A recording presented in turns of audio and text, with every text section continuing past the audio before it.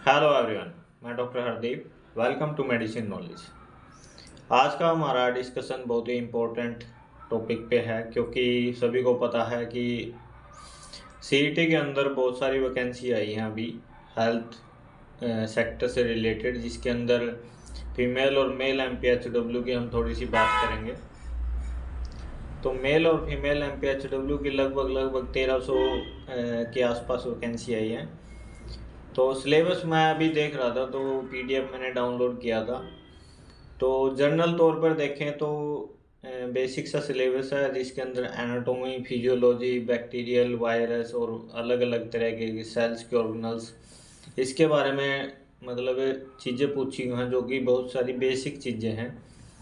लेकिन अगर जनरल तौर पर हम पढ़ के देखते हैं ना सिलेबस को, तो काफ़ी टिपिकल सा सिलेबस लगता है, मतलब को, क्योंकि बैकग्राउंड जो है काफ़ी टाइम पहले किया था एमपीएचडब्ल्यू बच्चों ने प्रैक्टिस।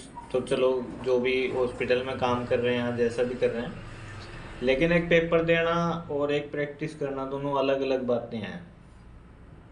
तो अगर हम शुरुआत से देखते हैं वन बाय वन की, सबसे पहले इन्होंने बात की है एनाटॉमी के बारे में, कि एनाटॉमी जो है हमारे शरीर की हमें पता होनी चाहिए। जो जितनी हमारी बोन्स हैं उनके नंबर क्या हैं, लोअर लिम्स की, अपर लिम्स की, एक्सियल, स्केलेटन वगैरह सारा कुछ, मतलब बेसिकली एनाटॉमी की बात की गई है। वो है कुछ नहीं है, वो बेसिकली एक बोन्स का स्ट्रक्चर है कि कितनी बोन्स होती हैं। स्कल यानी हमारी खोपड़ी में कितनी है, दोनों हाथ में, पैरों में, और जो हमारा बीच में रिब्स वगैरह कितनी है, तो उसका बारे में पूरा डिस्कशन उसमें पूछा है।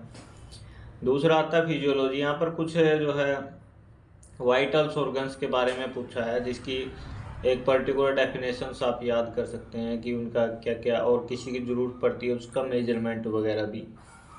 और एक सेल का पोर्शन है। सेल तो बहुत ही इम्पोर्टेंट है, मतलब किसी भी एग्जाम में देख लो, सेल से क्वेश्चन आते आते हैं। तो सेल तो दोनों ही इम्पोर्टेंट है, एनिमल सेल्स और जो भी प्लांट सेल हैं,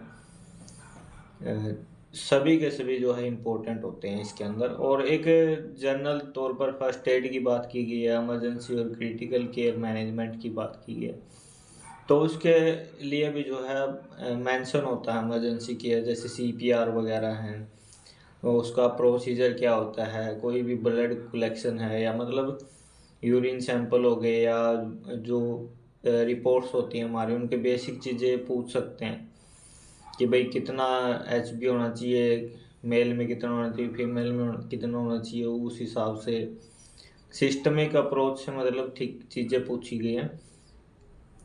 तो जनरल तौर पर तो ये मतलब बेसिक से जो एनसीईआरटी अगर आप कवर करते हैं तो उनसे भी हो जाता है, लेकिन कुछ पोर्शन जो आपको थोड़ा सा बाहर से भी पढ़ना पड़ेगा।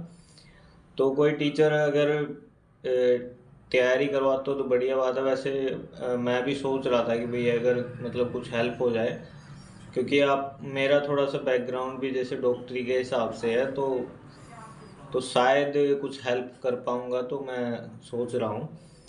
और इंटरेस्टेड होंगे तो कैंडिडेट फिर देखते हैं, कोई कमेंट वगैरह करेगा तो फिर शुरुआत करेंगे थोड़ा बहुत हेल्प करने की। तो यही था आज का। बाकी आप पढ़ते रहिए, क्योंकि बहुत ही बढ़िया पोस्ट हैं, और तैयारी तो देखो करनी पड़ेगी अब, क्योंकि आपका मेडिकल का बैकग्राउंड नहीं है। एमपीएचडब्ल्यू तो चलो कर लिया, लेकिन काफ़ी टाइम हो जाता है ना, तो फिर पढ़ने में थोड़ी समस्या होती है, काफ़ी चीज़ें हम भूल जाते हैं।